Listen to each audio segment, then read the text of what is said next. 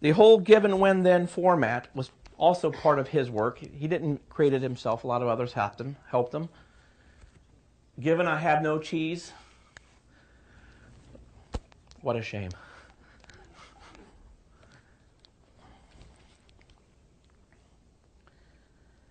So, this whole idea of acceptance test-driven development came out of the work of these guys. And basically what it boils down to is that we have testers work with analysts, with product owners, with developers early on.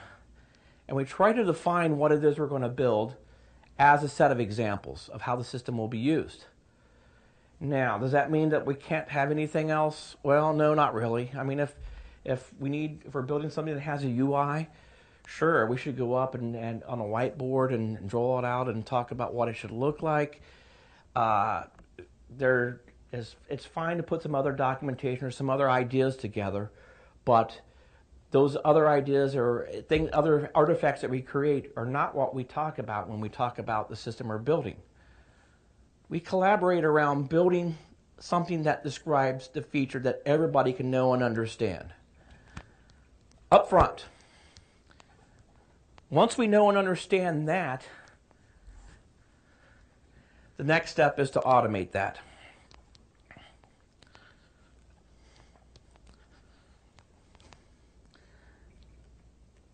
The idea of an acceptance test is that it is the definition of done. So in other words, once all of those scenarios or once all those steps, once those tests pass, this story is done. Now, how does this eliminate defects? Well, what I'm going to tell you right now is probably a little controversial, I guess, but the acceptance tests are supposed to define when the system is done. Now, clearly, if we all those tests pass, but whenever we start to use it, it crashes. Yeah, that's a defect. There's no doubt about it, right? But if all the tests pass, and when we start to run the application, and all of a sudden it's doing something that was not specified, or we think it should be doing something that wasn't specified, that is not a defect. Because you see, whenever we agree that this story, these acceptance tests define done for this story, we can't change our definition after we deliver it. If all of a sudden we find something new that we want to happen in this software, that is a new story.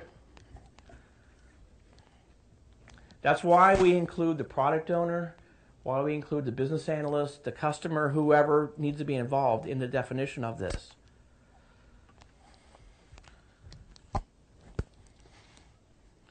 Communications is the key. So, there's a lot of ways that this can work. And everybody says, give me the prescription, give me the pattern that I could take everywhere. And to be honest, there isn't one. So I'm going to just talk about one idea of how this can work, but this doesn't have to be your idea. Can you read that? One thing that I've seen work is when the customer works with the analyst to sort of define the stories initially. Now, how far in advance do we do this? If those of you, some of you may have been in a session where I was on a panel earlier today where somebody said, we're defining the details of our stories a few iterations in advance. Well, I'm not certain that that's a good idea. I think if we're specifying the details of our stories a month before we're going to start to work on it, we're probably missing some opportunities. I'd much rather have the team focus on what we're working on right now. Let's deliver the details of the stories that we're going to be working on over the next week. The ones we're going to be working on in a month, we can work on them in a month. Right?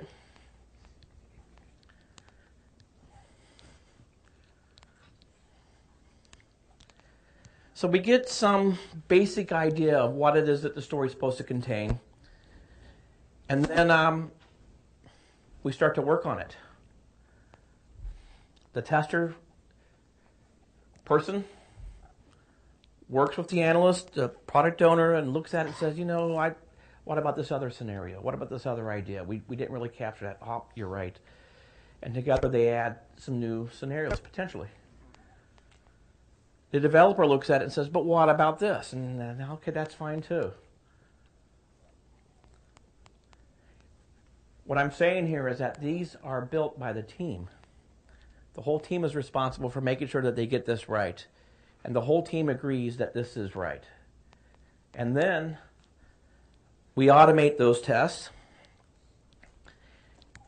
and the developers get busy writing the code, making those tests pass. Once those tests pass, that story's done. That is my definition of acceptance test-driven development. I'm done. See you guys.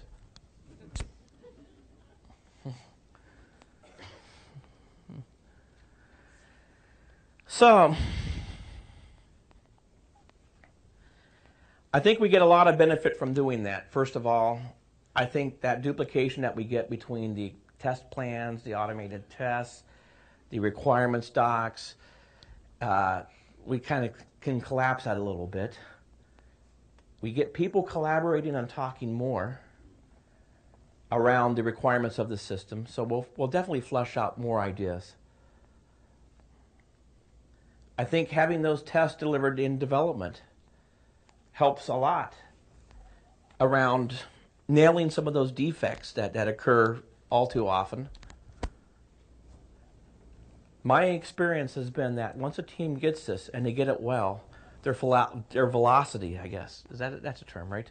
Their velocity goes up quite a bit because this works to streamline what they're doing. Those of you who are doing this, what have you seen? One of you who raised your hand earlier and say that you're doing this, what have you seen?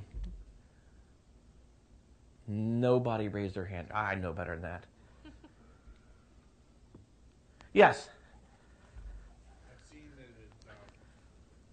it's helped us flesh out some things that it helps make for better requirements. You know, some things that maybe the requirement writer didn't think of offhand. The tester who knows the business can think that up. Okay. Help them work that out. Okay. Better requirements. Yeah. What else? Less defects. This thing must work. What else? Oh. More work. Huh? More work in some sense. More work. In some sense. I mean, it's a lot more upfront. Mm-hmm. Folks who were used to writing requirements and dropping those off now have to be involved for much longer. People have to work together and collaborate. That's kind of icky. Right? Developers have to talk to testers, and testers have to talk to developers. It's like mixing dogs and cats, right? Except we know, yes. More readable code. More readable code. Very good. It's hard to believe, isn't it? That we end up with better code because we're more focused on what it is we need to deliver. I can tell you as a developer, when you get these vague requirements documents, you're scratching your head off and saying, what in the world does this mean?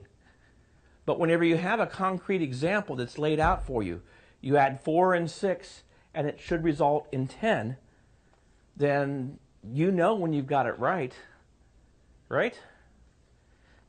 So since you know when you've got it right, your code is more concise and to the point.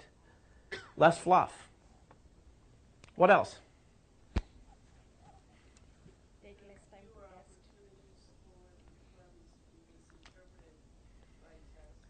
Fewer opportunities for the requirements to be misinterpreted.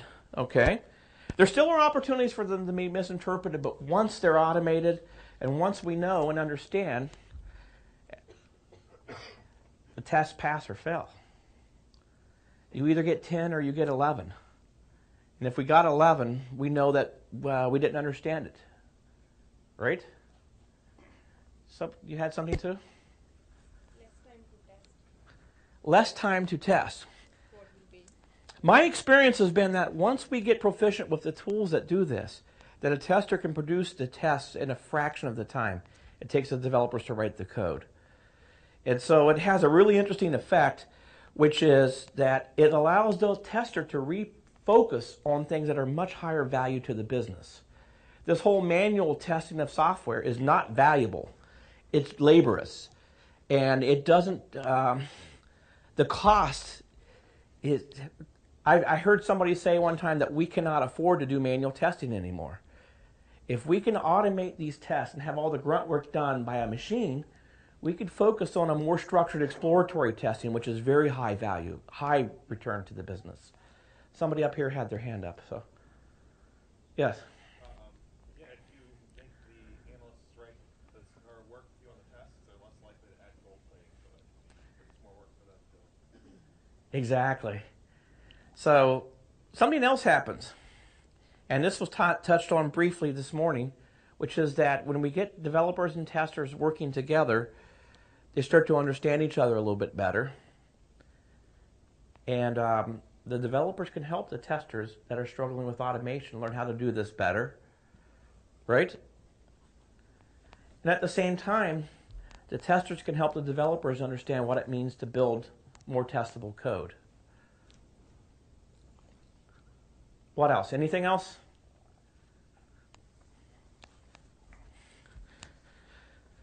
So, I had an interesting couple of years. I'm a developer by background, and I've been an Agile coach for about 6.5 years or so. And I saw a very interesting pattern as I was working with teams. I would go in and work with a new company, a new team, and they were completely fine with me terrorizing the developers. They said, let's do test-driven development, let's do pair programming, let's write tests before our code, let's do all of these things. But when it came time to work with the testers, again and again, I got this message, no. We can't change the way we're testing our software. There were a few reasons why. Sometimes people thought, well, our testers have been doing manual testing for years. They can't learn this automation stuff. They can't learn this. Or they know the business. They might get mad and leave. Where would we be if they left?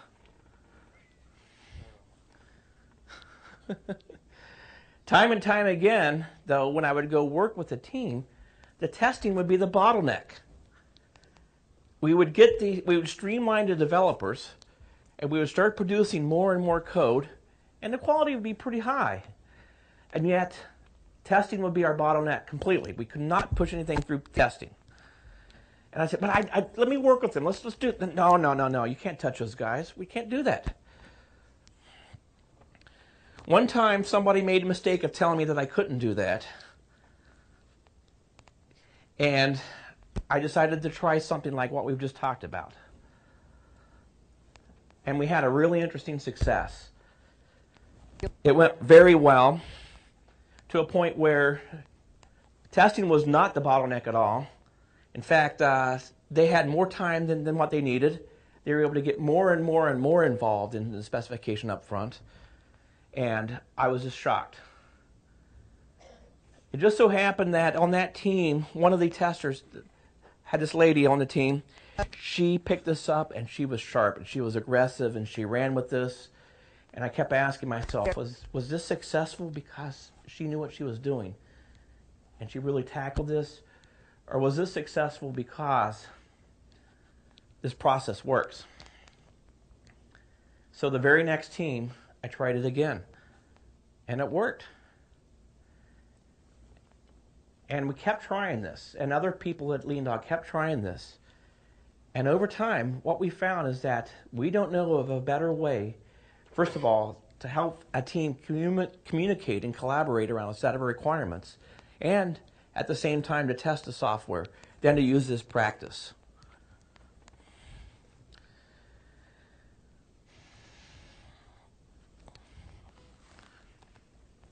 So, does anybody here have defects in their software? Okay, one or two of you. Well, for those of you who raised your hand, I'm going to tell you something, and it's pretty shocking, but it's true. It is very, very